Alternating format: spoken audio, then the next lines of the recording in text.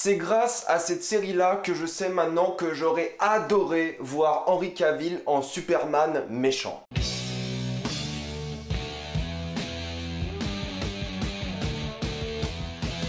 The Boys. Comme d'habitude, ce qui a été indiqué dans le titre de la vidéo, il n'y a pas de spoiler jusqu'à vous êtes tranquille, après on va tout spoiler. Après avoir perdu sa copine en tant que dommages collatéraux d'un super-héros, You se fait recruter par Butcher pour mettre un terme aux 7. Les 7 équipes de super-héros dominant la société actuelle. Déjà, je sais, je suis grave en retard, j'étais à 2 doigts de faire cette critique, mais je suis parti en vacances un jour avant la sortie de la série. Donc, excusez-moi pour ça, mais j'avais quand même très envie de voir cette série et de vous en parler. D'ailleurs, vous l'avez remarqué, le mois de septembre, ça a principalement été un rattrapage et cette vidéo-là en est la conclusion. Et pour être dans l'ironie et dans la critique la plus totale que fait la série, j'aimerais remercier le sponsor de cette vidéo, Vikings War of Clans. Vikings War of Clans est un jeu sur navigateur dans lequel vous construisez votre propre ville et votre propre armée afin d'attaquer d'autres joueurs ou de les rejoindre dans des clans. J'y ai joué pendant quelques temps et c'est vrai que le jeu est vraiment très addictif. Le gros avantage, c'est que c'est un jeu qui est fait sur navigateur, donc tu peux y jouer sans réellement télécharger quoi que ce soit, et le mieux dans tout ça, c'est que tu peux y jouer en regardant des vidéos YouTube ou même en traînant sur Twitter. Tu peux vraiment faire les deux choses en même temps et franchement, c'est grave cool. En plus, le jeu est 100%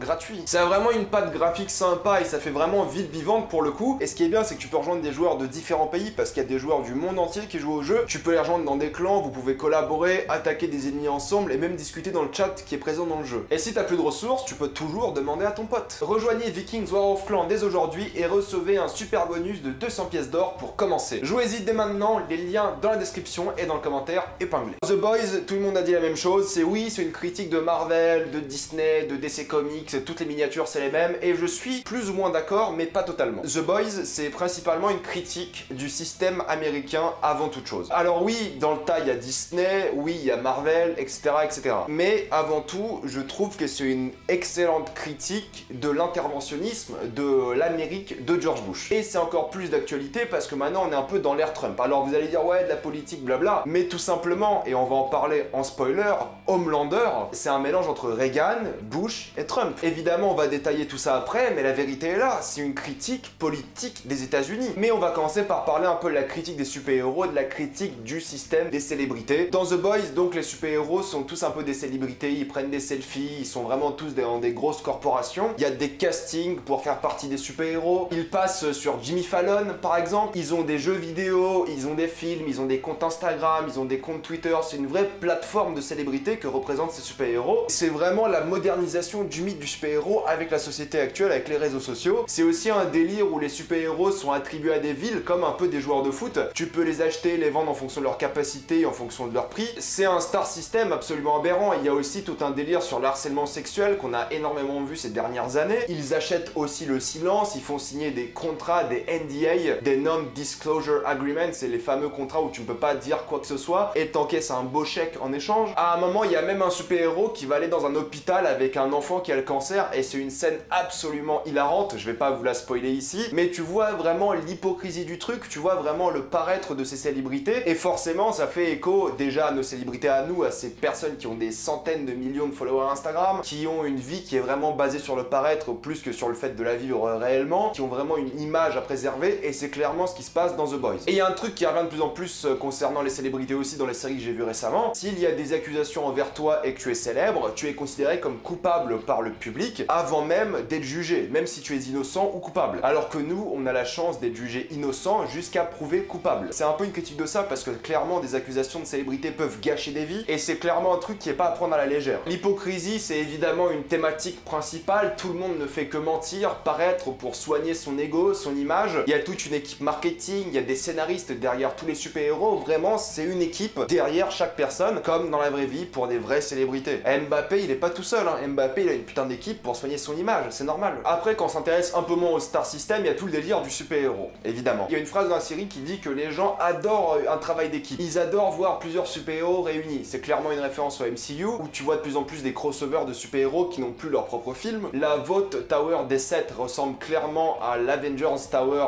du MCU, et à un moment on parle parle même de Vote Cinematic Universe pour faire référence encore une fois au Marvel Cinematic Universe. Ensuite, il y a évidemment la démystification des personnages. Homelander, c'est Superman. Il y a un mec qui s'appelle Black Noir, donc littéralement noir qui ressemble à Black Panther. T'as Maeve qui ressemble à Wonder Woman. Deep qui ressemble à Aquaman. C'est clairement des inspirations un peu libres pour vraiment définir une satire de ce super-héros. En gros, niveau satire, imaginez-vous Starship Troopers, sauf que c'est avec des super-héros. C'est la même chose. Au lieu de parler de fascisme, on parle de super-héros et de capitalisme. Et on arrive à la fameuse critique du capitalisme, et c'est pas forcément Disney, c'est vraiment toutes les grosses entreprises qui mettent en avant des produits culturels, que ce soit Disney, Netflix, peu importe, c'est vraiment une critique de tout ça. Alors oui, Disney est un peu plus visé parce que c'est clairement l'entreprise type qui vend du rêve, donc forcément ça ressemble beaucoup à ce que Disney fait. Il y a un truc tout bête, il y a un moment au tout début de The Boys, il y a un délire sur des parcs d'attractions. Il y a des parcs d'attractions à thème au nom des super-héros de la série, comme il y a des parcs d'attractions Disney à thème Marvel. Mais après, il y a l'idée que l'économie est plus importante que le fait de sauver des gens, donc en soi, c'est encore une critique au fait de vendre du rêve, c'est que ces entreprises-là s'en fichent de vendre du rêve. Elles, ce qu'elles veulent, c'est du bénéfice, c'est de l'argent, c'est tout à fait normal, c'est une entreprise, le but c'est de faire de l'argent, on est tous d'accord là-dessus, mais quand tu vends du rêve, c'est que moralement, éthiquement, c'est un peu différent. Et là, vraiment, dans The Boys, c'est ça qui est mis en avant, c'est le fait que derrière chaque super-héros, il y a une économie, il y a des gens qui travaillent, il y a des gens qui contrôlent tout ça, c'est ça qui est important. Il y a aussi ce délire sur les lobbies, à quel point ils sont plus puissants que des gouvernements, et on le voit de plus en plus aujourd'hui, c'est que les corporations font extrêmement lobbyisme, vous prenez même l'Union Européenne, Bruxelles, c'est le deuxième plus gros endroit au monde de lobby. Donc vous comprenez que les corporations, que ce soit celles du tabac, des armes à feu, même celles comme Disney ou Netflix, elles ont du lobby, elles travaillent beaucoup là-dessus, c'est extrêmement important pour elles, le fait de manipuler les lois à leur avantage. On l'a vu récemment avec Netflix, mais ça c'était un exemple un peu positif, ils ont arrêté de produire des séries et des films dans les états qui ont rendu l'avortement illégal. Encore une fois, ça c'est du lobbyisme positif, on va dire, mais il y a plein de lobbyisme extrêmement négatifs dont on ne parle absolument jamais. Un film sympa sur ça, si vous voulez, c'est Thank You for Smoking, qui parle du lobby des armes à feu, de la cigarette et des pharmaceutiques, il me semble. Et cette thématique-là des entreprises qui sont plus puissantes que les gouvernements est extrêmement présente dans la série, c'est d'ailleurs une trame secondaire. Votre entreprise veulent que les super-héros puissent rejoindre l'armée. On reparlera de ça en spoiler quand on va reparler de Homelander, mais de manière générale, c'est encore une critique du système américain et de ce qu'ils ont fait au début des années 2000. Après, il y a évidemment tout le délire sur le merchandising, les céréales, les jouets, les posters, etc., etc.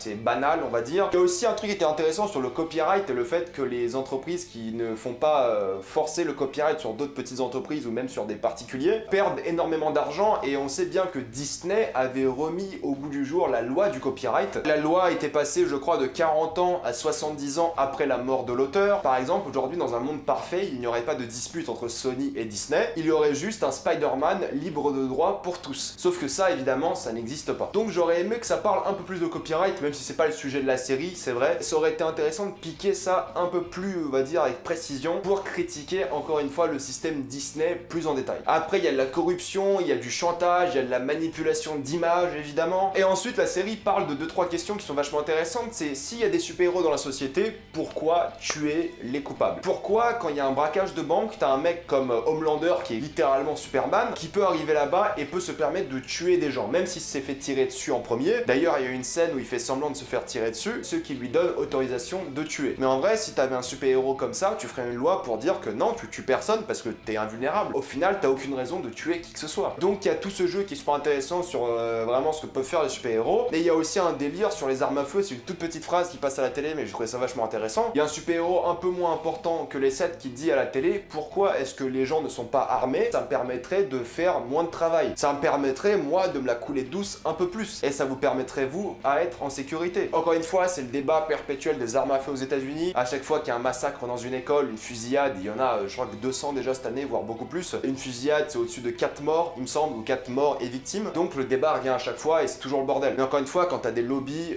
des armes à feu qui financent des campagnes comme celle de Trump, tu penses bien qu'il va rien se passer du tout. Donc c'était une petite critique assez intéressante qui n'a pas été développée plus que ça parce qu'encore une fois, c'est pas le sujet de la série. Et évidemment, ensuite, il y a tout le délire de la religion, le fait que les super-héros soient des choisis de Dieu, ils représentent presque une figure jésuite. Superman, ça a toujours été un peu une figure symbolique, religieuse, comme l'est un peu Jésus. Snyder l'a très bien utilisé dans ses films. Et là, Homelander, c'est un peu la même chose. Lui-même, à un moment, vole dans le film avec les mains en croix et il vole au-dessus de tout le monde. Et ensuite, il se baigne dans la foule. Et donc, la religion, c'est extrêmement important dans la série et ça parle aussi de la manipulation religieuse, presque idéologique, qu'ont certains États aux États-Unis et même d'autres pays en Europe. Nous, ça existe encore un petit peu. En Europe, tu vois un pays comme la Pologne, 2 tiers des personnes vont à l'église une fois par mois. En France, c'est c'est clairement moins le cas, mais bon, c'est un peu différent. Aux États-Unis, il y a plein d'états qui sont encore extrêmement religieux. Donc je pense que je vous ai bien ennuyé avec tout ce que j'ai dit là, mais c'est vrai que tu peux pas parler de cette série sans parler de la satire, de la critique que représente la série. Elle est clairement faite pour ça, c'est son objectif principal, c'est d'être satirique, c'est de critiquer, c'est de discuter de plein de sujets différents, et on n'a pas fini de parler de ça parce qu'en spoiler, on va en parler plus en détail, mais sinon la série, c'est vrai qu'il y a 8 épisodes de 50 minutes à 1 heure, et ça passe assez vite. Au final, il y a 2-3 épisodes que j'ai trouvé un peu plus longs que d'autres. Ils auraient peut-être dû enlever un épisode, en faire que 7. Il y a quelques moments où c'est un peu plus long, je trouve, et sans grand intérêt pour le spectateur. Mais sinon, c'est une série qui est vraiment trash, que ce soit dans la violence. Quand Homelander, et je suis désolé si je l'ai dit plein de fois dans la série, mais j'ai regardé la série en VO, donc je sais pas comment se prononcent les prénoms en VF. Quand Homelander utilise son rayon laser, c'est vraiment ultra gore, il déchiquette les gens, il les détruit, enfin c'est horrible. Il y a du sexe, il y a de la violence, c'est vraiment gore quoi pour le coup. Ça fait un peu faux, c'est pas vraiment du gore réaliste, c'est juste le fait de mettre du sang partout et des intestins, des boyaux, tout ça. Mais c'est violent en tout cas, et c'est clairement assumé parce que dans les films de super-héros, c'est jamais violent. Même un Wolverine ou un Deadpool, c'est violent, mais c'est pas gore quoi. C'est juste, c'est un peu soft au final. Là, le sexe, c'est vraiment gore. Les effets spéciaux sont grave bien foutus, même s'il n'y a pas énormément de scènes vraiment rocambolesques niveau effets spéciaux. Il n'y a pas de gros super pouvoirs qui méritent des effets spéciaux de fou, on va dire. C'est juste de la super force, le fait de pouvoir voler ou parler aux poissons par exemple. Évidemment, il y a encore une fois un milliard de références au monde du super-héros. Je sais pas si c'est moi par contre, mais j'ai eu un problème avec le volume, c'est que dès qu'il y avait des scènes de baston, le son était beaucoup trop fort, et dès qu'il parlait juste après, le son était beaucoup trop faible. Donc je passais mon temps à être sur la télé, parce que oui, j'ai regardé cette série sur la télé et non pas sur mon téléphone, à diminuer et monter le son, parce qu'entre chaque scène d'action de dialogue, c'était un peu le bordel. Donc le mixage son, je sais pas si c'est à cause de moi ou de ma télé ou quoi que ce soit, mais il était pas bon du tout, je trouve. Mais sinon, la série est top, les personnages sont vraiment bien écrits, tu crées vraiment de l'empathie pour eux. Homelander, interprété par Anthony Starr, que j'avais pas reconnu quand la série a été annoncée. Si vous n'avez pas vu Banshee, c'est vraiment une bonne série, je vous la conseille fortement. C'est aussi très gore, je vous préviens. Mais Anthony Starr, c'est un mec qui peut clairement porter une série, et là, c'est lui qui porte The Boys. C'est un mélange entre Superman méchant et Hannibal Lecter. Il est vraiment incroyable. Il est hypocrite, il est traître, il est manipulateur, il a un côté même faible d'enfant. Bref, j'en reparlerai en spoiler, mais c'est l'un des personnages les mieux écrits de cette année niveau série, je trouve. Il est brillant de A à Z, et quand tu le vois à l'écran, en fait, t'as envie de voir que lui. T'as envie d'une série que avec Homelander. Et il faut vraiment que cette série dure juste pour voir Homelander faire des trucs. Parce que là, il a été absolument génial, et il permet à la série d'avoir une fin de saison fantastique, avec un putain de vrai cliffhanger qui retourne des cerveaux, qui est génial. Retourne des cerveaux, c'est peut-être un peu exagéré, mais c'est une vraie fin de série qui te met en haleine pour la suite, et t'as envie de voir ça grâce à Homelander. Donc, dans la catégorie des acteurs sous-cotés à Hollywood, lui, c'est clairement quelqu'un qui mérite sa place. Il y a aussi Karl Urban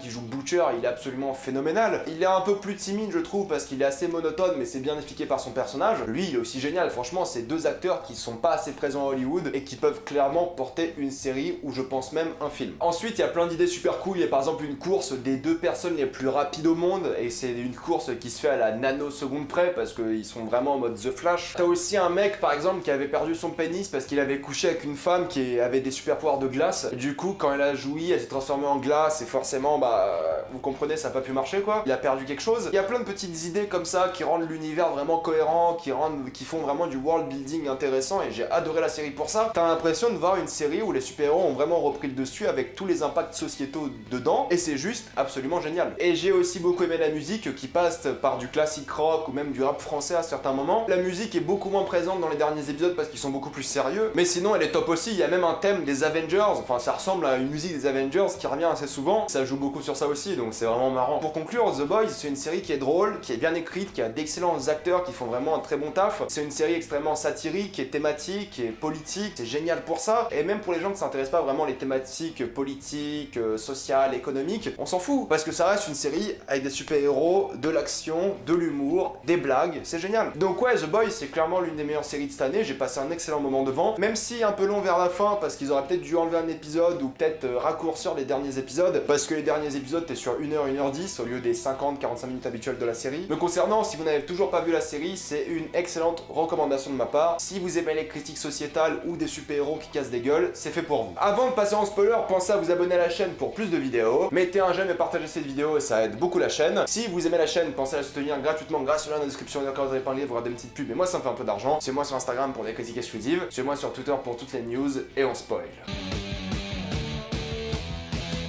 pas vous mentir, voir Simon Pegg dans une série être papa, ça me fait vraiment bizarre. Pour moi, dans ma tête, il a encore 25 ans et il joue dans Hot Fuzz, mais c'est tout. C'est marrant parce que je m'attendais pas du tout à voir Edgar dans cette saison-là, parce qu'à un moment, il parle de lui, mais on le voit jamais. Je m'attendais à une révélation de fou furieux, mais au fait, non, c'est une révélation à un dîner corporate, et juste, il est là, et c'est Gustavo fucking Fringe. S'il y a un mec pour être le vrai patron de Vought Industries, c'est bien évidemment lui. À tous les coups, ils vendent la mettre à côté une chaîne de resto Los Polos Hermanos. Mais en tout cas, j'ai hâte de le voir dans la saison 2, je pense qu'il va être excellent, parce que c'est un acteur qui peut être tellement menaçant. Ouh, j'en ai des frissons juste à y penser. Gustavo Fringe, moi, quand je l'ai vu dans la série, je me suis levé de ma chaise, j'ai fait yes. J'étais content, et putain, comment j'ai hâte que le film Breaking Bad sorte. Cette série de malade mental ou translucente, le seul mec invisible, passe son temps à mater des nanas à poil, vraiment c'est dégueulasse quoi. Ça met bien en avant la série où tu vois que vraiment c'est des pervers qui profitent de leur pouvoir, qui sont vraiment dégueulasses tout le long. C'est comme The Deep, le mec qui s'est fait sucer par Starlight parce qu'il lui a menti, alors que le mec est en dépression et il a une vie de merde, c'est le mec qui parle aux poissons. C'est un mec qui est vraiment pas important dans la série, mais j'ai beaucoup aimé un peu son évolution, parce qu'il essaie de faire du bien, et au final, ce qui est dingue, c'est qu'il représente vraiment l'écologie dans la série. C'est le mec qui essaie de sauver l'environnement et personne l'écoute, comme dans la vraie vie. L'écolo avec des branchies dégueulasses qui me dégoûtent, et c'est pas du tout sexuel, cette scène elle était pas bien du tout, c'est le mec qui se fait pas écouter, parce que c'est un pervers sexuel, mais c'est le mec qui pense à l'environnement, c'est le seul. Donc ça, pour le coup, c'est vraiment très très réaliste. Et je pense qu'il aura un rôle vraiment important dans la saison 2, parce que là, le mec est clairement en plein meltdown, et c'est juste trop drôle à voir. Je pense aussi que Kimiko a un rôle beaucoup plus important dans la saison 2, parce que là, clairement, on l'a juste utilisé en tant que love interest plus ou moins, ou petite sœur de Frenchie, mais elle représente vraiment le fait que des inconnus sont contaminés par Compound V. Donc Wolverine sera beaucoup plus important dans la saison 2. Et Frenchie, franchement, je l'ai kiffé. Au début, je pensais qu'il faisait un peu son accent français à l'arrache et tout, mais il le fait plutôt bien, je trouve. Il a du cœur, même si c'est un peu un psychopathe dans sa tête. C'est un mec sympa, au final. Pour le contexte de la série et l'équipe en soi, avec Mother's Milk, je trouve qu'il a une excellente alchimie. Mother's Milk, il a aussi une petite histoire de famille avec sa fille et tout. Il va sûrement vivre un peu son divorce dans la prochaine saison. Mais Frenchie, franchement, j'ai kiffé son alchimie avec tout le monde et je trouve que c'est un vrai bon personnage qui, je pensais, allait se faire tuer au tout début, mais au final, il est resté tout le long de la série et je m'y suis vraiment attaché parce que c'est un mec qui a du cœur, même s'il est complètement barjot. Même un mec comme A-Train qui est vraiment détestable, je trouve qu'il avait vraiment de la personnalité, il était un peu complexe, il voulait rester le meilleur, du coup il continue à se doper, et de l'autre côté il avait cette relation amoureuse avec une fille qu'il connaît depuis le lycée, qui le touche vraiment, il est vraiment partagé entre son travail, son ego, et cette fille qu'il a aimée, et au final il perd tout. Il perd et son taf parce qu'il se fait blesser, enfin bon il revient parce qu'il se redrogue, il perd sa copine, et son ego il se fait démonter petit à petit quoi. Je pense qu'il va vraiment vouloir se venger de Yu dans la prochaine saison, ou Yui comme il l'appelle tous, et vraiment ça va être un Nemesis assez intéressant parce qu'il est ultra puissant et il a de quoi être vraiment menaçant. Et tu vois, Yu, j'ai trouvé son évolution vraiment logique, il passe d'un mec timide qui ose rien faire à un mec qui ose mais qui a encore du cœur. C'est lui d'ailleurs qui sauve A-Train tout à la fin, et vraiment je l'ai kiffé parce que c'était un mec sympathique, qui a une réelle évolution, qui va pas trop vite je trouve, et elle est assez progressive, et sa relation avec Starlight est géniale. Il y a tous ces passages là où il lui a menti mais pas trop, que tu vois dans plein de séries évidemment, le mec qui s'attache à quelqu'un mais il voulait pas s'y attacher, mais au final il avait un plan par rapport à elle. Bon, c'est un truc un peu classique de film d'espion par exemple, mais c'est vrai que là ça a plutôt bien marché, la relation qu'il y a eu avec Starlight était vraiment touchante, et Starlight pareil, c'est une femme qui veut faire du bien, c'est une femme qui découvre qu'elle a été faite dans un labo et ça la dégoûte un peu, mais elle représente un peu ce côté honnête de l'Amérique, ce côté vraiment héroïque, avec Maeve qui elle a connu des moments plus difficiles, elle représente vraiment le girl power mais de manière vraiment positive. D'ailleurs ils en parlent un peu concernant la tenue de Starlight, concernant vraiment le message de la femme forte, et je trouve qu'ils l'ont grave bien fait, et je suis content. Franchement c'est des personnages vraiment bien écrits, auxquels tu t'attaches, qui sont pas parfaits, qui ont tous des défauts mais qui veulent faire du bien, et c'est pour ça que tu les aimes, c'est eux les vrais gentils de la série. Et c'est là qu'on passe évidemment au Butcher, le mec un peu anti-héros de la série qui veut clairement se venger d'Homelander pour ce qu'il a fait, et c'est intéressant parce qu'à la fin de la série, et tout ce qu'il a fait c'est juste sur un sentiment, c'est juste sur une émotion qu'il a eue. Il s'est dit voilà c'est lui qui a tué ma copine, mais il a aucune preuve, il en sait rien. Et c'est vrai que le dynamisme, la scène finale entre Homelander et Butcher est géniale, il y a une vraie tension qui se crée et tu sais pas comment ça va finir. Et c'est vrai que là Homelander il devient quelque chose de vraiment différent, on en parle juste après. Avant il faut parler de Madeline. Madeline elle a vraiment un comportement manipulateur, elle essaie de manipuler Homelander comme il faut, elle a une relation bizarre avec lui où c'est un peu sa mère mais c'est en même temps sa copine, c'est son plan cul, c'est vraiment glauque, on est d'accord, mais elle les contrôle, elle manipule Homelander, la scène où elle lui donne le sein,